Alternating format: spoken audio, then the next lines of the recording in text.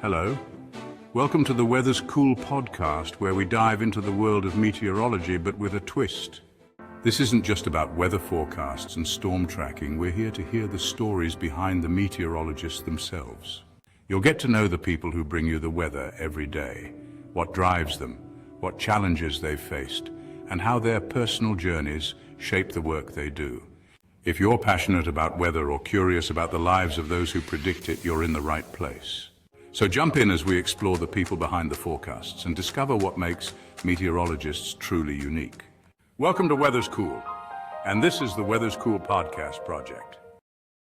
All right. Hey, I'm Justin Kiefer with the Weather Skool podcast project, and we have a very special guest today. If you're just joining, this is your first podcast project episode.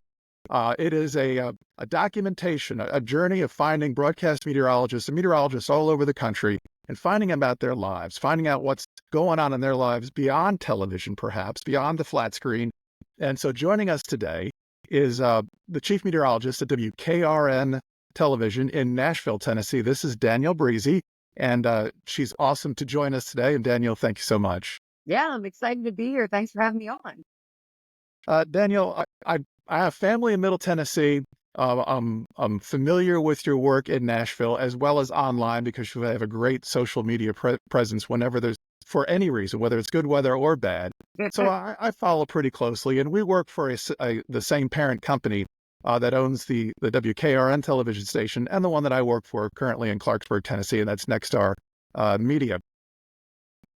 But one thing that I know and that I recall from just seeing you work and seeing you online is you have such an active presence in your community, in Nashville, the Middle Tennessee area, whether it's good weather or bad weather.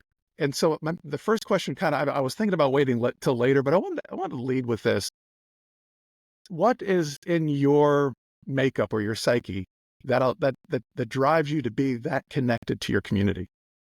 Oh, that's a good question. I mean, I think that's what a broadcast meteorologist is all about, right? I think it's connecting to the community. It's, taking that science of weather and then making it attainable so people understand it in an easier way. We went to college for this, and it was very highly thought of, high up math, high up science. And so it's like, breaking it down so they understand it. And what I realized is people just want to be engaged. Exactly. Like they want you to ask them a question because they want to hear from you. They want to tell their story just like I'm telling my story today. And so if you prop social media posts with like, what do you think? What's your most favorite part of fall? Or, we were just talking about the supermoon. I was like, send me your pics. And then they go out and send the pics. Or, the comet that's up there this week. I've gotten so many pictures and videos of the comet. Yeah. And it's, that's great weather. I mean, and then of course, in Middle Tennessee, when we have the severe tornadic weather, that's where you really have to be on, because I really want to get as many people engaged in knowing that, first of all, it's coming. When's it coming? What timing? To practice their safe routine, where they're going to go. And then obviously when it's all happening, hopefully they're paying attention and they're getting to their safe zone and listening to us. But I think that they know that I'm going to be there because I've told them time and time again, I'm going to be there before it, during the storm. And then I always say after the storm, because, it's one thing to be active on TV for 12, 14 hours straight with tornado warnings. And we've done that through the night into the next day. But it's the follow up, right? It's me showing up in the community hit and telling their story. So a lot of times what we do is we leave that for the reporter at the station to do. But as the chief meteorologist at my station, I'm an advocate for me going to the field and getting out there and helping folks. I think it's also they see me then thereafter. And it's not just the day after. I may go up, and sometimes when we don't have cameras, I go up on my own and go up and with some friends and volunteer and give out things. And I'll shoot video on my phone and use that on the newscast later, like showing that we were out there doing those things. But I think it's just so important as a broadcast meteorologist to really be a part of your community. I mean, and people know that not only that, but also just in general, like on a weekend when I'm out with my husband or whatever, if we're at a game, like they can come talk to me. I'm a very approachable person. They know that about it. I'm like, come say hi. I'm in Costco shopping. I do what you did too. I love Costco. Costco's like one of my top places where I see people. It's Costco and Kroger. They're like always coming over to meet it. And I think you just mentioned a couple of things, and that's the word I was trying to search for. Your compassion for your community. It's like above in so many ways what I've seen, and I not only applaud you for it, but I'm proud of you for it, because again, I've got family members in your community that look to you when times the weather are bad, because like you said, you're there before, during, and after, and that's that compassion. So Nashville is Middle Tennessee, and it's a sprawling large market, but not everybody starts in a sprawling large market. So let's kind of back it up a little bit to the beginning of the career. Tell us a little bit how things started for you. What even got you interested in the weather? Maybe as a kid. I hear it's a very common theme with the people I'm talking to. Where'd you first get interested in weather and meteorology? Well, I was growing up outside of Philadelphia, and I always loved the weather. And, we had a lot of snowstorms. We had the blizzard of 93, ice storm of 94, blizzard of 96. We had a tornado outbreak when I was just a baby, my parents talked about in Erie, Pennsylvania in 1985. And so those kind of things cemented in my head. And when kids were out playing in the snow, I was like measuring it per hour and like, oh, we got 3 inches per hour. And I was doing the exact measurements. Like I had a weather station homemade in my backyard, and I just loved weather.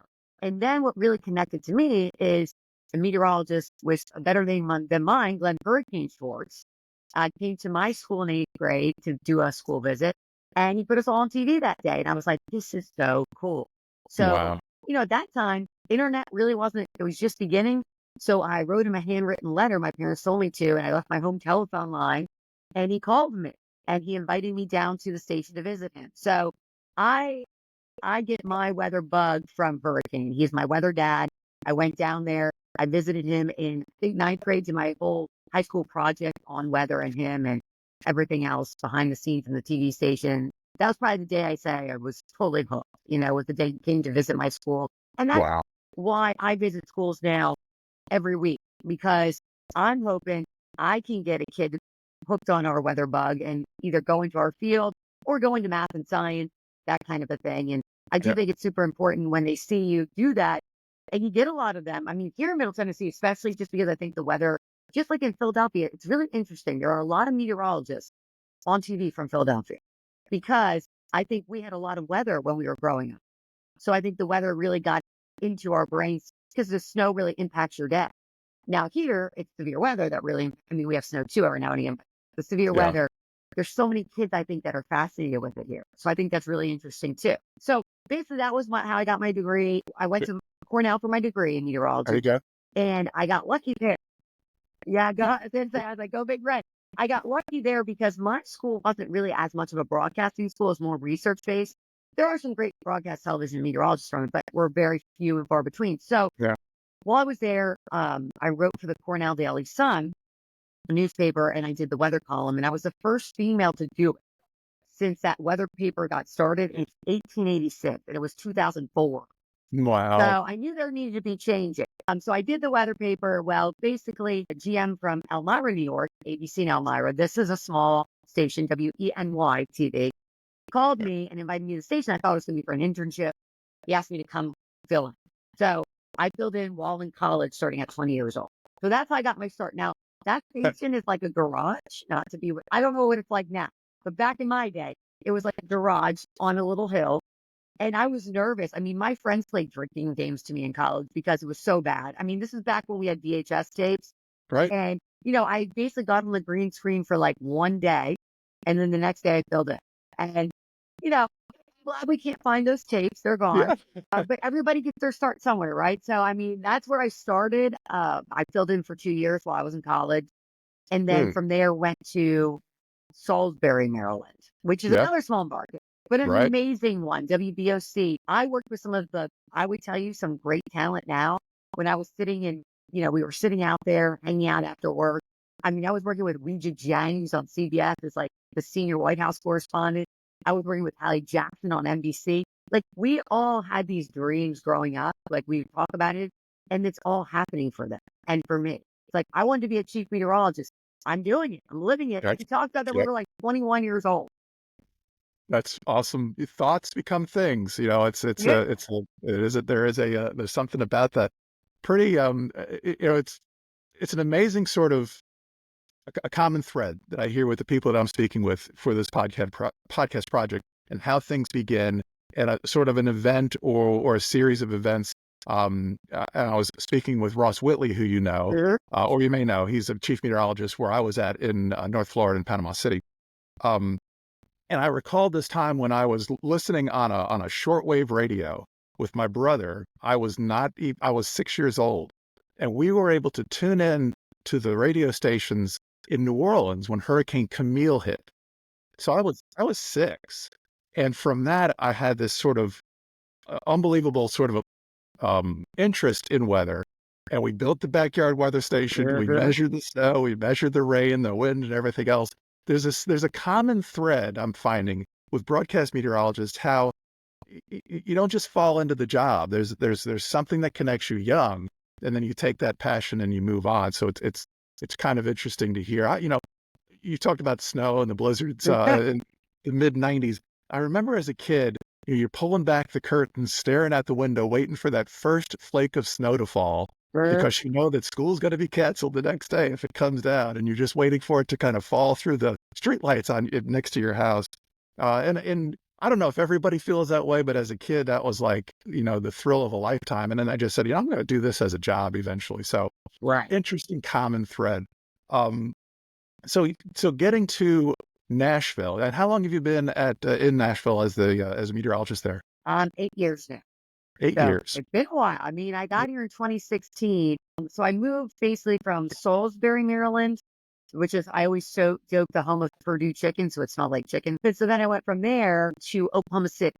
So Okay. my career is all based on what people have told me to do. So I always wanted, I thought when I was young, I loved Miami. I was like, oh, I want to work in Miami one day. I think it'd be flashy, fun, whatever.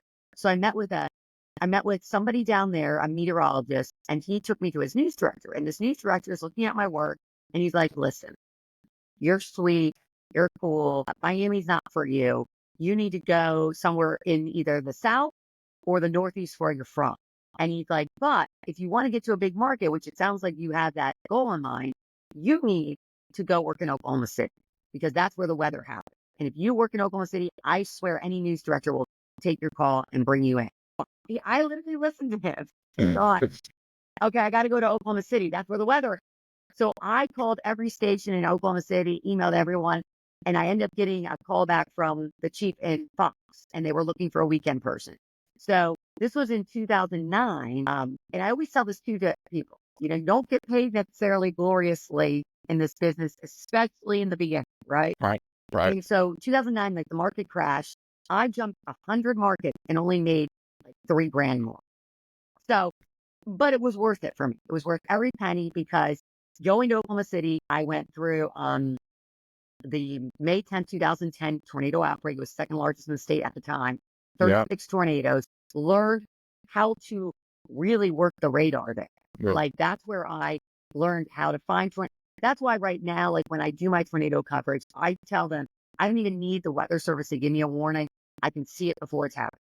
Like Yeah. I can tell it's going to happen, and they're going to probably pop a warning on it. So if I start, so that's sometimes when I'm on TV talking, like I'll literally give my other throw to Davis, or throw to Shelby or Marcus, and I'll say, oh wait guys, hold on, come back to me. I've been looking because I look at the radar on my own then, and I start Right. looking at different areas. So they taught me the green, the red, the velocity, the debris tracker, what to look for. And they really taught me about like storm chasing there. Like I got the chance to storm chase for the first time, which was super neat. It was just a really good market, I think, to learn and grow Yeah. from. And while I was there too, I filled in for the morning show, which we had like this huge 5-hour morning show. And I Yeah. reported. So I did special reporting, like feature reporting. Like I would go out and eat at a restaurant and then try on clothes and then go highlight an event. And then I came back and I would anchor our Good Day Oklahoma show 3 days a week. And that was more anchoring. So like learning how to read the teleprompter. And Wow. I think that station and that news director, who's actually, I think he still works in our company too, Joseph Diaz, his name, he said to me, you're not just going to be the meteorologist, Danielle. You're going to be everything. You're going to be the whole package. I'm going to make you the whole package while I'm here. So he helped me. Like he literally gave me the opportunities to try all these things out. And I think because of all that, my personality on the green screen, because some people we don't realize that. Like when you're doing the green screen, it's actually hard work to have a personality because you're talking to a camera on a wall. Right. So I think Right. all those things going out live and then hosting and interacting made my personality grow. So he kind of made me, he's like, you're not going to just be the meteorologist, it's going to be DV is what you call me because my maiden name's Vaughn. He's like, you're going to be DV. You're going to be your own person and get out there. And so from there, I actually had opportunities to go to certain markets to do just weather. But I had this opportunity to go to Dallas to try this morning show and do weather on it, but also be a host of it. Yeah. And so I went to Dallas, actually at our sister station, now CW, but at the time that was owned by Tribune. And I did this eye-opener morning show. So I hosted, and I say to meteorologists, you can take a year or two and try those kind of things too, just to, help make your career better. And I think that show helped me really, truly come out with the interviewing skills and the, just getting out in the community, being comfortable being in the community, doing things that weren't weather, and just doing it. And so from there, but I will say this, there was a tornado outbreak that they invited me to go cover too for their evening news. Because they knew I was a meteorologist. So I went out there. And then when I was out there, I was like, man, I miss weather. Like I miss full-time weather. And that was kind of like the end of my thing where I was like, okay, this is a pivotal moment. I need to do just the weather. So that's when I got the job in Boston. So then I went and worked at ABC in Boston from 2013 to 2016, covered the snowiest winter ever on record in Boston, 110.6 inches of snow. With the amazing Harvey Leonard, who is now since retired, but one of my mentors in the field, that taught me to be the best chief ever. And Cindy Fitzgibbon, who is now the current chief, she taught me a lot about how to be a female boss lady. And so from them, that's how they were both talking to me. And they're like, you need to go be a bigger person. Like you deserve to be a big role in this field. So they pushed me to look for a job because they knew that Harvey wasn't going to retire for a while. Cindy was going to be the chief, stay in the mornings. And so there really was no growth for me there in terms of I was doing weekend mornings. Not a bad job. It was awesome. And I got to do so much weather there. But that's when I said, okay, time to find a chief job. And that's when my husband and I got engaged. And we were like, let's pick the markets. Because for both of us, he's in radio. People know that too. I don't know if you knew that. But yeah, he does radio. So for us, we both moved around the country. So we're like, let's pick the markets we would go to. And let's see what it's out there. And Nashville happened to come up. And it's Music City. So my husband got very lucky because it's a very good music town. And it was like the meeting of most. So we basically got married. 1 week later, moved here. Oh my goodness. So we did everything in one. There's a lot of people, just get jobs on their own. A lot of people have agents that find work for them. Some have contacts, but it seems like you had like mentors that were, you need to go do this. And then it enabled you to think in that direction. And then it became it wasn't like, oh, I have a connection here, I'm going to get a job. Right. I have this person behind me and I'm going to stand on their shoulders and I'm going to get that job. That's an interesting sort of career journey that may be a little bit different. And I think it speaks volumes for the people that you've worked with who knew you to a point of like, you're going to be perfect to go do this thing. And so then you like, you know what, I'm going to go do that thing. And I think that's pretty cool. That's an interesting, journey is not the word. It's so your path, your story, really, really interesting to me in that regard.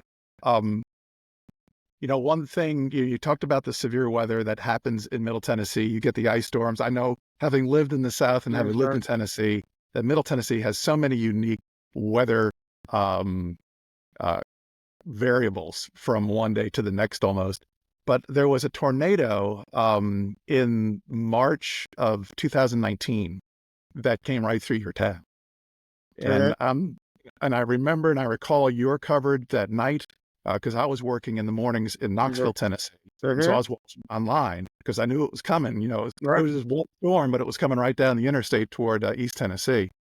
So, there's these sort of seminal, like, severe storms. And I know there have been others in Nashville and Clarksburg and other big giant tornadoes. But that one hit home because my son was living there at the time.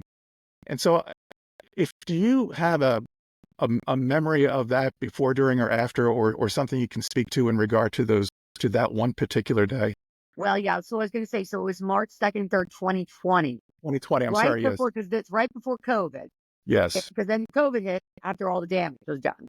This is actually, it's funny you bring this up because I think this is a pivotal point in my career here, and a pivotal point, like getting the trust of the viewer for real that night. But also, it was one of the career moments where I had a lot of PTSD from because we had The Bachelor on and it was pilot season. And I actually watched that one. That's probably like the last one I watched. Now I watched The Golden a little bit. I'll give it up for that. But I watched that one and it was like the Women Tell All episode. Well, there was, a supercell had developed in Kentucky. People don't realize we cover Middle Tennessee and Southern Kentucky. They can't get their news from anyone but us. Right. So we had a tornado on the ground during The Bachelor in Christian County, which is Hopkinsville area. So it's about an hour and a half north of us, like over the border into Kentucky. Right. So it's on the ground. It ends up being like an EF2. So we're on TV and I'm literally on TV watching people emailing in, like, get off the TV, bleep, bleep, like bad words to me. They're just telling me like, get the blonde off, get Danielle up, Breezy, shut up. And then they said they were going to kill my firstborn. They were going to kill my dog. They knew I had a dog. They were crazy. So I'm like, sorry, you're not going to see The Bachelor tonight because I've got a tornado on the ground in Southern Kentucky. I had to say that 3 different times on TV.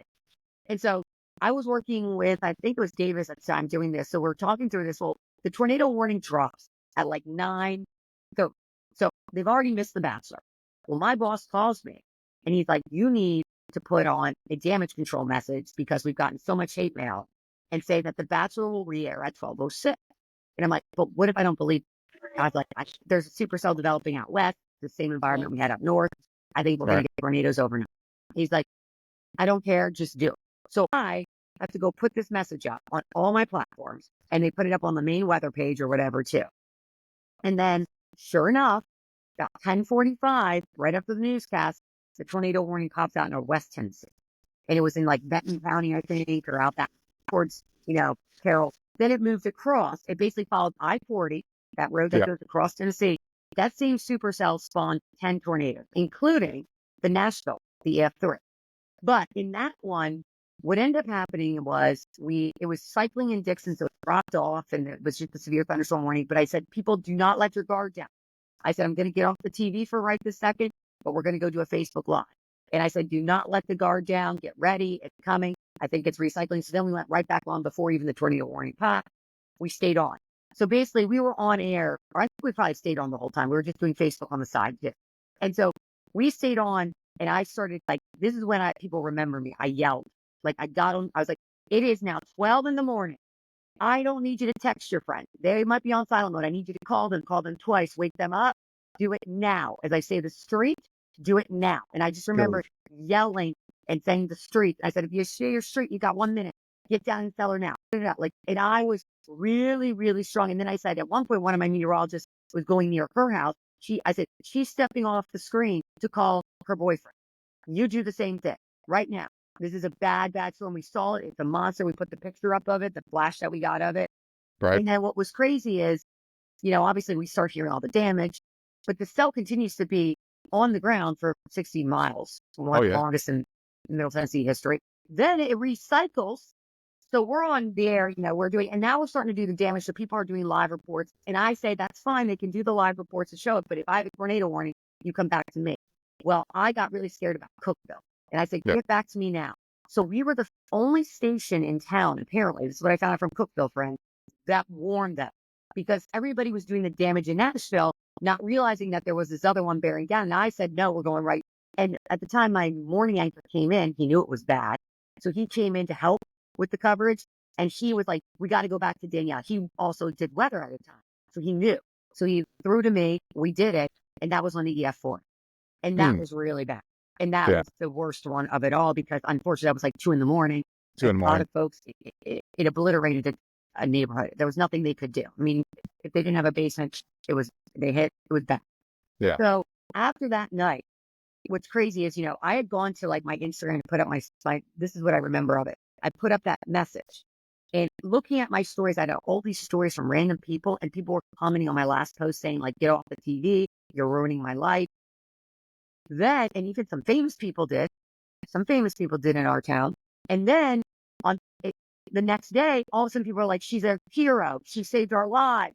So it was the wildest 24 hours. I went from being the most hated woman on TV to like being loved. And it was just so weird. Like it was an out of body experience. and I couldn't handle it. And then when we found out people died, then I like Yeah. lost it because I'd never really been in something where I lost people. Truly, where I'm the one that was trying to save their life, and I lost it. I went home. My boss was like, "You need to get off the air and go shower because we need you back on the air.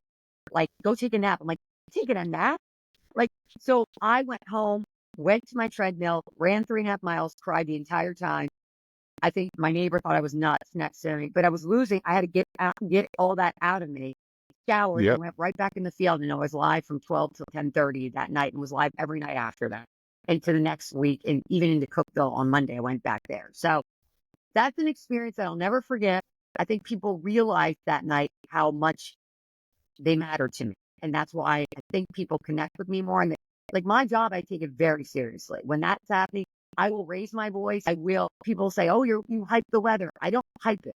It's more, I want to save your life. And if my voice raises just enough octaves so that you know, and you're like, "Oh, she's serious," Yeah. you might actually take cover and you might actually live. And that's what Right. people I talked to after that, like a lot of people, we went out to like communities. The one lady said, "My husband never gets up from the bed or they got hit by the tornado." She goes, "I heard your voice and I knew it changed. So I changed my voice to my husband." He's like, "Oh, she's scared." Now my wife's scared because of Breezy. So he got in the tub and their entire, where he would have been sleeping, he would have been dead. Like they Oh took my. the roof, it took his side off the house and they stayed safe. But they've said they'll never forget it and they love me forever for it because of the Wow. way my voice changed. Awesome.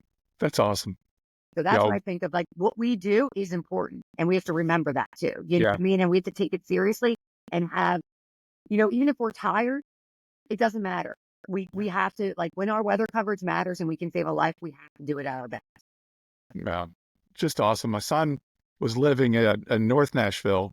That night he was asleep, Mhm. but essentially where that tornado went through, so he's off of Rosa Parks, in North Nashville, up near Germantown. Mhm. And it was literally the Kroger and the Regions Bank. That's where he shot and banked. That's how close he was. That's scary. So you know, I gave him a call. I said, "Hey, you okay?" He said, "Why?" Because I hear the tornado warnings now. I said, "I don't have power." I said, "Well, yeah, it just had a tornado." And so he slept through it. He looked at his parking lot and there's like insulation debris on his truck and, in his apartment complex. And so he's fine. And so I'm like, all right, I got to get to work because I knew this thing was coming. And Right. Cookville, like you said, Cookville, like Crossville was Knoxville's market, Cookville's Nashville's market, but there's that no man's land there in the Cumberland Plateau of Middle Tennessee where, there's no local television there. They have to watch these TV stations from, more than 100 miles away in some cases. So, and I knew that it was going to jump out of your television market in Mhm. Cookville and come into ours in Crossville. So before I broke in, I cut in and started doing cut-ins like at 3 a.m. Eastern time. Yeah. It was like, I saw it in and also we've got this radar shadow where Nashville's radar and East Tennessee's Mhm. radar kind of not the greatest as far as coverage. And so I broke in and carried the thing until the tornado warning dropped off in East Tennessee. So it kind of, that cell went north of Knoxville. Okay. There was a second tornado that cycled near Crossville. And I think the interaction of those two sort of broke everything down, as well as it came off the plateau and got down into the East Tennessee Valley. So I think there was some wind disruption. But the fact of the matter is that, so while I'm watching you streaming on my phone, thinking of, that's when I called my son. And then knowing that you have to go on the air, it's Yeah. like, gosh, you got to do this work.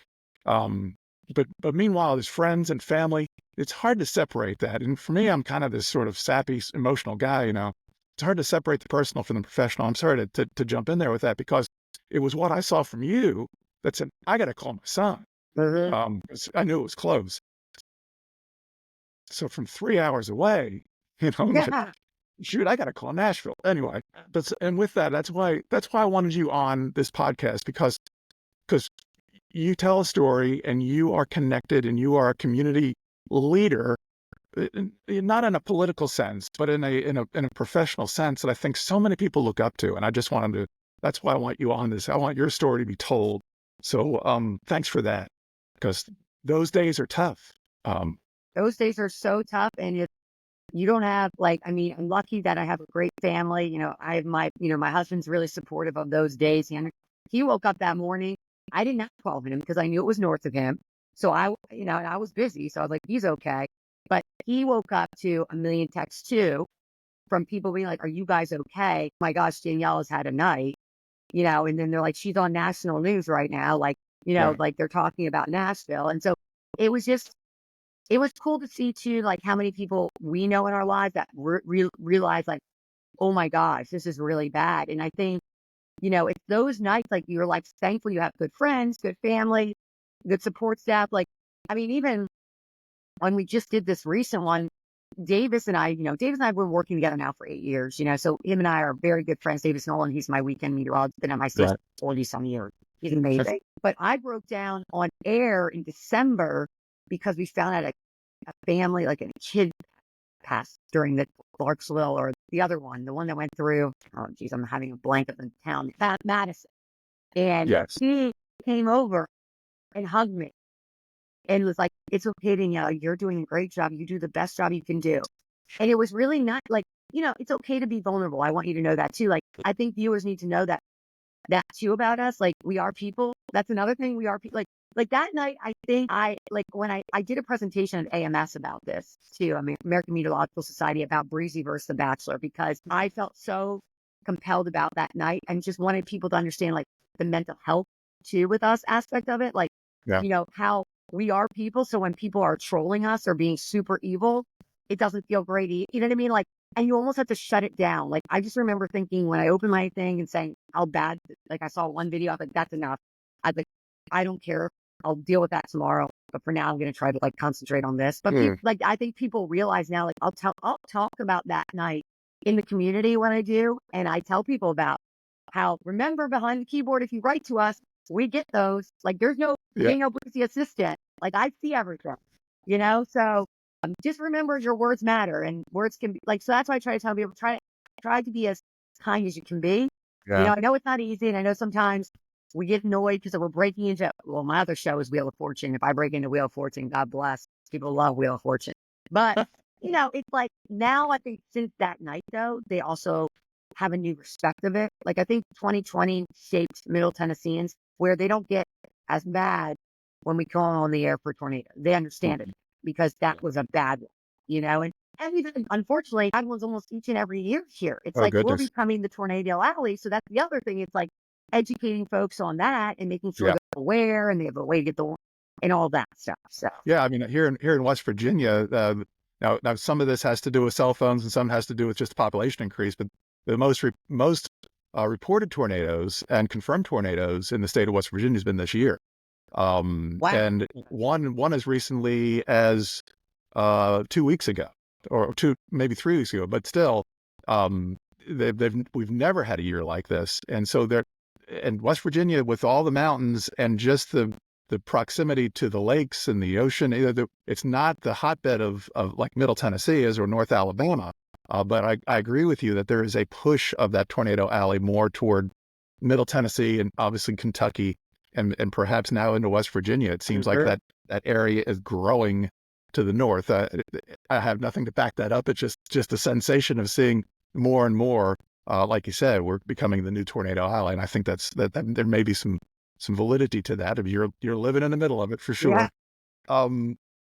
So yeah, one of the things that you had mentioned about breaking into programming and taking perhaps somebody's viewership, that's a balancing act, and I work closely with our managers here about when is the appropriate time, and I like the fact it's like what, you make the call and you sort of like take controls of the plane at that given time, and everybody there's a sense of responsibility, and that's sort of one of my buzzwords is like your ability to respond Mhm. in this job. And so and I like the fact, and I love the fact that you take on that responsibility so passionately. So again, from my side, I appreciate that. Yeah.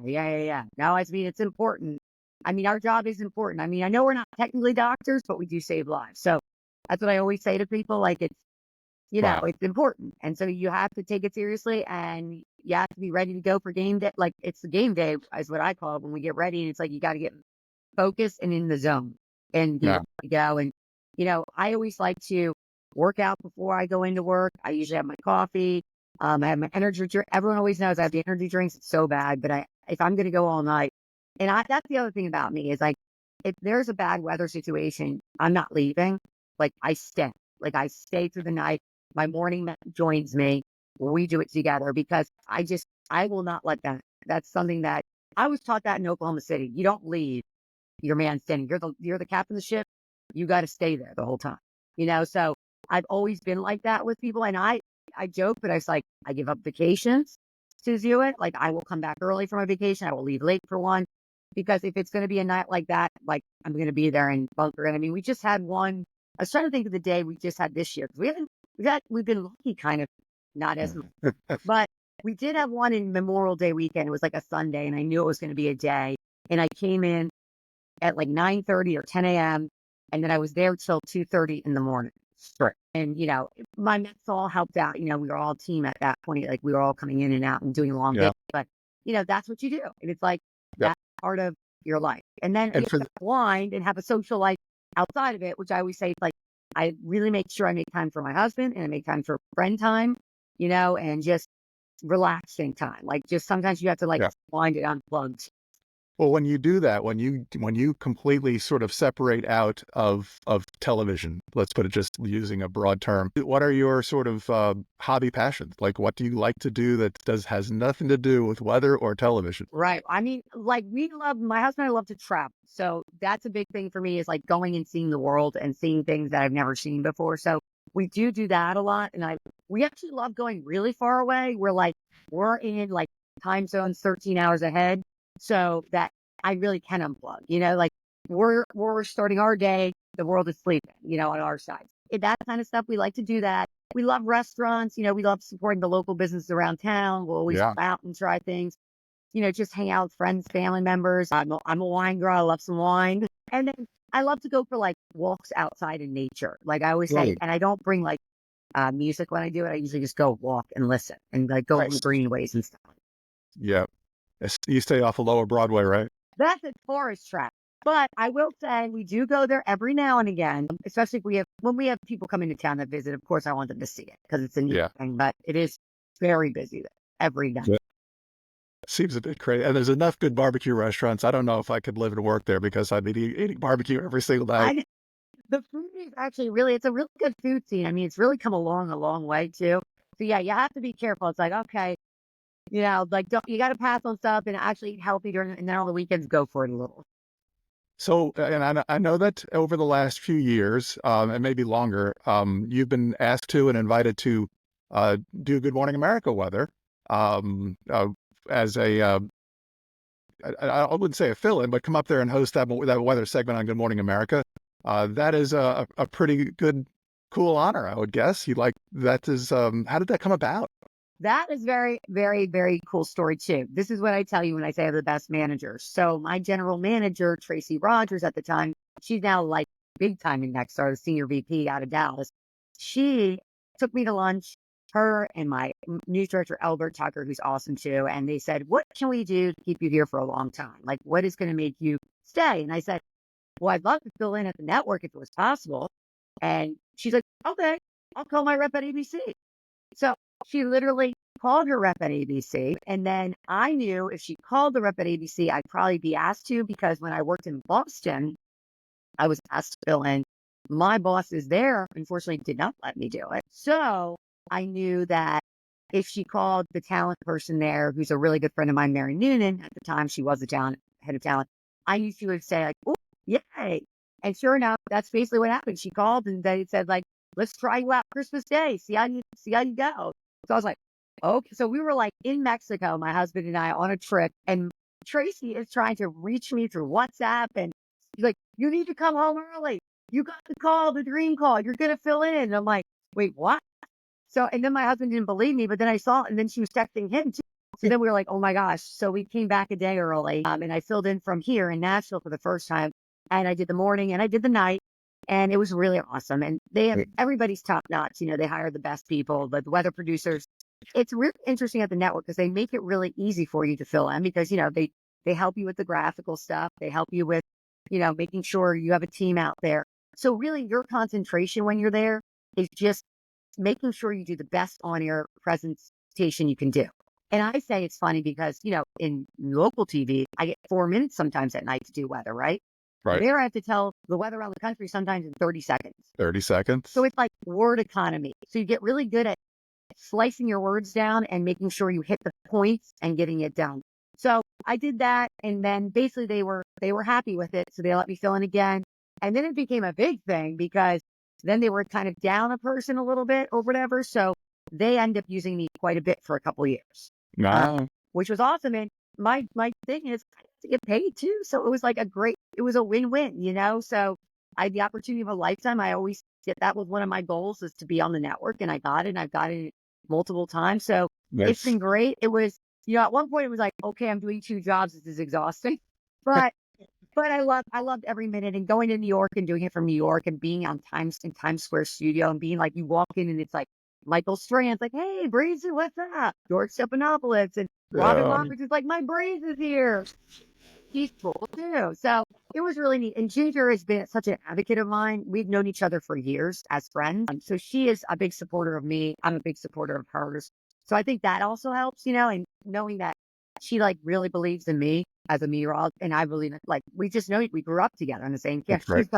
She makes it look easy. I tell Yeah. her every day, I'm like, I do not know how you do it all and fit in and she has 2 children. Like we don't have children. So it's like, it's awesome, but it's been a lot of fun and it's been great for our city here. Like Nashville loves it. They were happy. Like even Visit Music City people were like, thank you. You put us on July 4th. That's cool. I was like, yeah, of course. Like they Yeah. the Nashville lights. They didn't mind it because they liked the backlighting to a Broadway. So Nice. I feel like a real nice bookend of my career of doing that too. So, but it's all because of my managers. Like they believe in me and they wanted to give me a chance to do something cool. From Elmira to Times Square, not bad. That's a full circle moment. I will say I interned at ABC in New York City when I was 19 at the local station. And to go back in that building, like, because we do the weekends are out of the same building. To go back in that building as an employee was awesome. There you go. That's kind of cool. Like, that's a full circle moment. I was like, I interned here and now I'm working for Disney. That better be in your book when you write it. That's for sure. Wow. Okay. Like dreams do come true to people. They don't realize it, but like, That's right. if you work hard, my thing is if you work really hard and you believe in it and you push for it and you're a good person about it, I think things will happen. Like the right things happen I think the right things happen to people when they really push and have a passion for it.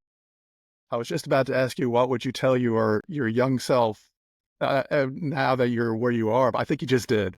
So I think you just told your young college graduate self what to work on, and that is the belief, the passion, and just the drive to get to where you want to go. And the networking too, really like keeping up with your mentors and keeping up with the people and saying thank you. Like I owe my career to a lot of people, and I've said a lot of names on this cast, so a lot of these people believed in me at an age where maybe I didn't believe in myself. They were like, they saw. And so it's like, I think of like Salisbury, like the guy, John's like, you're going to be like, I'm on the wall of fame in Salisbury, Maryland. Like they have us on it. And he told me, he's like, I knew you were going to do it. Like I knew you were going to go places. And it's like neat to see those kind of things happen. It's like, I'm thankful for that. Now I give back, by going to the schools and interns. I have interns every summer. This year we had the most we've ever had. We had 4.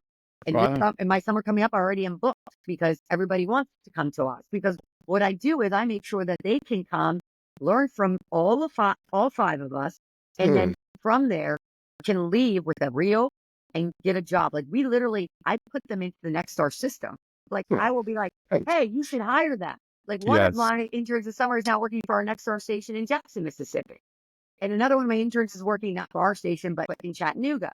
And another one's filling in Oklahoma with one of my friends. She's doing an internship with them. And the other one is working another station in Jackson. Unbelievable. That is so fantastic because you're doing for the young people, this sort of push that they may not hear or may not feel, but it's sort of this it's both an updraft and it's sort of a thrust behind them at the same time, to where they can take that to their first job and then 20 years from now do the same thing for somebody else. Yeah, I think that's what actually makes me most proud now. I mean, I've done a lot of things that make me very happy and very excited about, but I think seeing the young ones that I've had under my belt being like even the gal I brought in that I loved on this tour in Salisbury, Maryland, that I was like, you know what? Let me train you on the weather wall. We'll get a tape together and you can replace me so I can go to Oklahoma because you're cute and you're like, you look like we're good. Eileen, Eileen Whalen's her name. She is now in DC in the morning. Like, I mean, that's somebody I found when I was 21. I was like, she's great. I was like, if the TV business, I could be an agent. I could like pull the people because I like them. And I'm like, I like them. They're good. Yeah. Work with them. Let's make it happen. But even my interest from Nashville, like I love they invite me to their weddings now. It's like, and now they're like they're big meteorologists in big markets already. Like, Yeah. it's like, oh my God, I've been here 8 years. You guys are already crushing your careers. Like, this is great. That is so. It's really inspiring, and I love to hear you tell that part of the story. Are you working on anything sort of unrelated to television, or do you have any like projects that you're working on, or are you writing a book or anything like that? Well, we've been talking about this. My husband's like, you need to get on this train sooner than later. I've been talking about writing a book, so I'm working potentially on doing something like that. Okay. I haven't done it yet, but I started it, then I put it down, then I started it, put it down. But I'd love to do that. I mean, whatever opportunity. I think now it's more just, I don't know. I mean, I don't know what the future holds. Like I always say this, it's like, I love what I'm doing here. I love my work here. I feel like every day is busy. There's always something. Yeah. But, people have been challenging me. They're like, what do you want to do next? Like, what's the next, 10 years in Danielle Breezy's life? I'm like, I don't know. I have to figure it out. I have to sit down and really think about it. But, I'd love to do more climate related pieces too. I was thinking about that, like, just talking about the climate and making sure people are more aware of that kind of stuff. And Sure. I'm doing that more in my talks with adults, because I was always afraid to do it in my state because Tennessee, there's a lot of pushback. But I've started to do it because I'm like, you know what? Now's the time. And Harvey was the one that's like, you need to do it in your state. You need to do it. And, without saying CC necessarily, I'll just say trends and things like that. But I do a lot more of that stuff. So I'm interested in, and even educating myself more on some of that stuff. I think I found the best thing to do is just present the evidence, put out what was and what is, and then without trying to nudge one, with opinion or idea, say, look, this is what's happened now. This is what's happened then. Why don't you make an informed decision? Go out and do some research, but at least don't be the arbiter of it, but be the presenter of that information. I think that's a pretty good tack. Yeah. And I mean, it's just, it's trying to show the science. There's science, right? So it's like, Right. There is science. Here's concrete evidence. Let me show you this. And one of my friends works at Climate Central, which I'm sure you're familiar with. And so she was, explaining, she gives me a lot of great graphical tools that I can use to explain it better too. I've asked her to help me because I've tailored some, presentations on it and even on air stuff like that too. So I don't know what I will do next, but I mean, right now I'm content doing what I'm doing. I feel like it's pretty good. And yeah, I'm pretty busy in a There good you way. go. Well, we'll wrap it up with that because I will want to let you get on to your day. I'm sure you got a very busy day today. We'll put it all in the show notes. And now that I'm learning what I'm supposed to do with the show notes, Yeah. your social media platforms, you can relate them here. You can say them out loud if you want to. I'll certainly put everything in there. But what's the best or easiest way that people can kind of see what you're doing or contact you through social media? Yeah, I was going to say, Danielle Breezy TV. I'm on Facebook. I'm on Instagram, Thread, Twitter. I think it's just Danielle Breezy.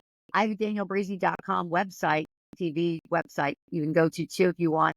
And there you can actually email me directly from there. If people want me for, school talks or hosting events, that kind of thing. I've been doing a lot of that kind of stuff. I've been speaking at conferences now too, more about weather stuff. And I did actually like a Tennessee statewide conference the other day. So Nice. I love doing that kind of thing. Yeah, Okay. so it's good. We'll make sure I'll share all those links with this podcast, and then once it's all edited up, I'll give it to you. You share it out. I want your story to be told to as many people that can we possibly tell to, and then also it's going to be sort of archived. I want people 10 years from now because, like you said, VHS tapes are gone. Yeah. So, but this digital video is going to stay And so this story, my goal is it's sort of an archive of your stories that broadcast meteorologists from across the country to be archived and to be told, and for people who can come back 10 years from now and go, oh, look, let me click on that. Let's listen to that. And so that's what the podcast project's all about. So I appreciate your participation in that. And I thank you so much for joining us today. Thanks for having me. It was fun talking to you. All right, Danielle, have a great day. Thanks a lot. Bye.